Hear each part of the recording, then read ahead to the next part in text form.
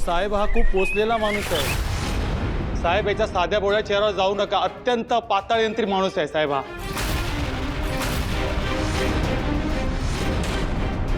Objection माय Lord. Venky दादा माझा भाऊ आहे. तो माझ्या होणाऱ्या नवऱ्याची सुपारी कशाला कुणाला देईल?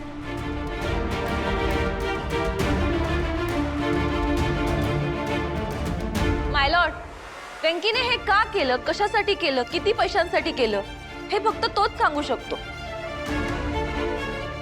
पण हे त्यानेच केलंय याचे माझ्याकडे पुरावे आहेत. मिसेस सुपर्णा, मी तुम्हाला जी भाषा बोलते ती तुम्हाला कळते ना?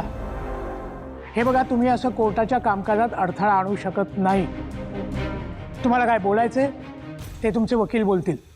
हो न्यायाधीश महोदय. माफ करा माय लॉर्ड. न्यायाधीश महोदय, आमच्याकडे विकास आणि वेंकी यांच्या संपर्काचे तपशील आहेत.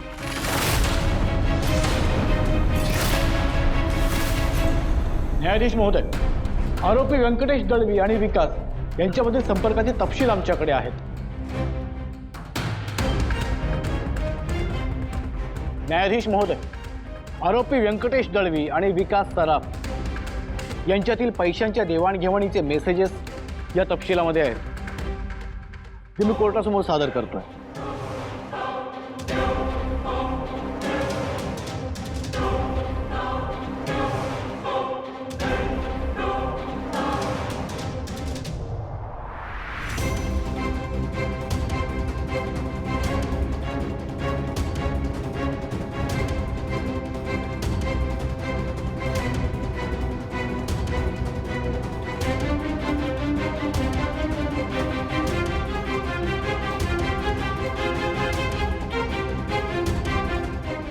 माणूस,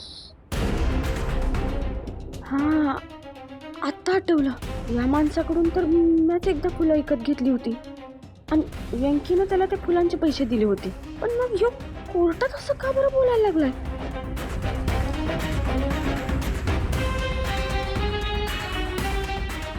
व्यंकी,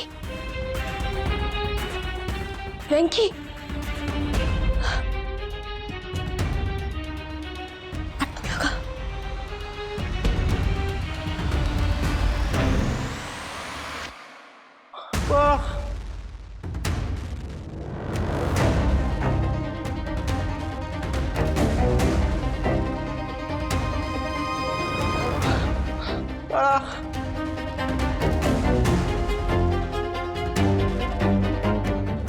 सर, वेंकी दादाला काहीतरी बोलायचंय. परवानगी आहे. हा हा हा माणूस खोटं बोलतोय.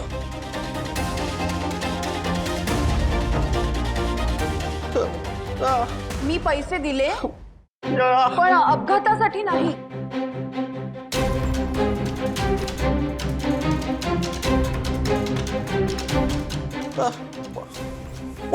हा, वेंकी दादानी त्याला फुलांचे पैसे दिले होते.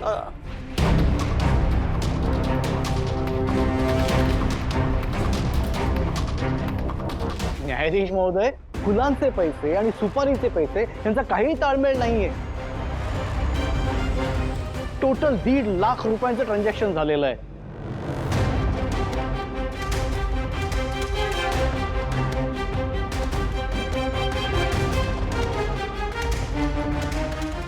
साहेब, मला जरा बोलायचं होतं.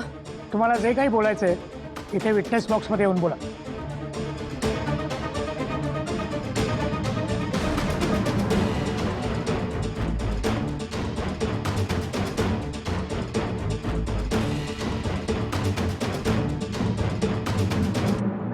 नमस्कार साहेब, माझं नाव आरती आहे. मी व्यंकीची बायको आहे. साहेब, आमचा दोघांचा बी फुलं विकण्याचा गाडा आहे, तेच काम करतोय आम्ही. मग हा जो कोणी माणूस आहे की नाही, ह्याच्याकडनं आम्ही फुलं घेतोय. मोठी ऑर्डर आली तर मग घेतो. म्हणजे कार्यक्रम असा मोठा असला तर मग तेवढा पैसा पण चांगला मिळतो म्हणताना आम्ही त्याच्याकडनं फुलं घेतो. तर हे जे काही पैसे आहेत ना, ते एकदा आम्ही त्याच्याकडनं फुलं घेतली होती, त्याचे पैसे व्यंकीनं त्याला दिले होते साहेब. तर हे त्याचेच पैसे आहेत. म्हणजे ॲडव्होकेट करडे, तुम्ही दिलेल्या तपशिलावरून असं काही स्पष्ट होत नाहीये की हे पैसे सुपारीसाठी दिलेत.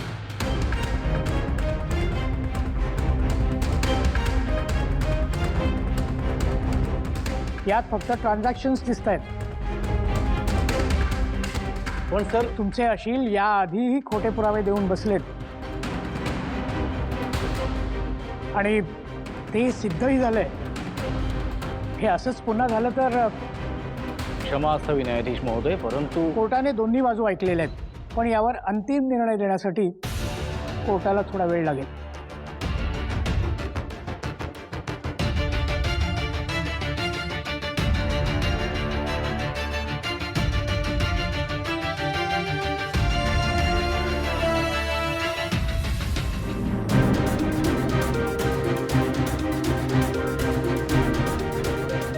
जज साहेब थांबा.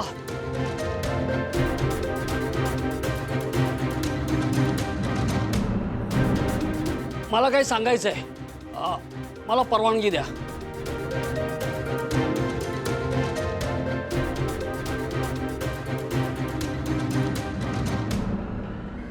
जे काही बोलायचं आहे ते इथे विटनेस बॉक्समध्ये येऊन बोला.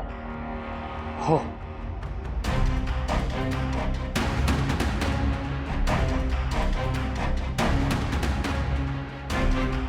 सर, मला प्रकाशांना प्रश्न विचारायची परवानगी हवी. प्रोसीड. नको काळजी करूस, खरं बोलेल बघतो आता.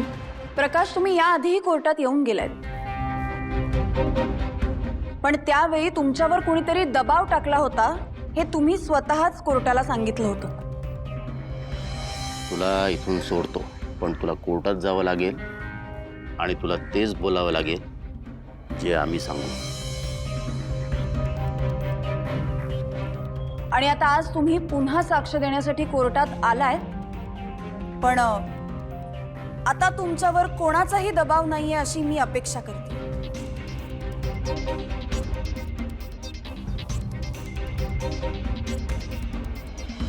साहेब, वेंकीचा केसशी काही संबंध नव्हता.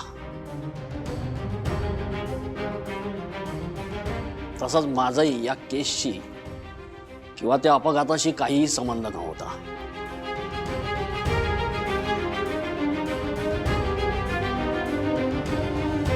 तू तर म्हणाला होता याला आपण फिरवलाय म्हणून. मी स्वतःहून त्याच्याशी बोललो होतो पप्पा. मला पैशांची गरज होती म्हणून मी 10 ठिकाणी बोलून बसलो होतो. त्यासाठी चुकीचं काम करण्याची तयारी दाखवली होती.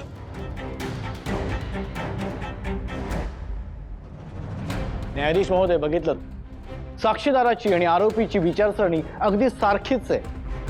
करडे, त्यांना बोलू द्या. तुम्हाला बोलण्याची संधी दिली जाईल. प्रकाश, तुम्ही बोला. आणि साहेब, एक माणूस मला म्हणाला की 2 दिवस जेलमध्ये जायचं आहे. मी पहिल्यांदा घाबरलोच, पर तो म्हणाला 10 लाख.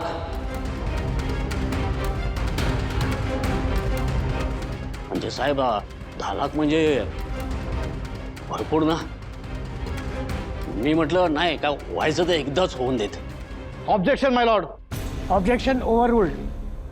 प्रकाश, तुम्ही बोला. आणि साहेब, माझ्या मुलीला शिकवायचं बी होतं ना. साहेब, ते मला बोलले की 2 दिवसांनी बेलवरती तुला बाहेर काढणार.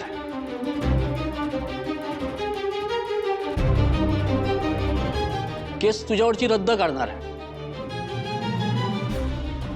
आणि फाईलच बंद करून टाकणार.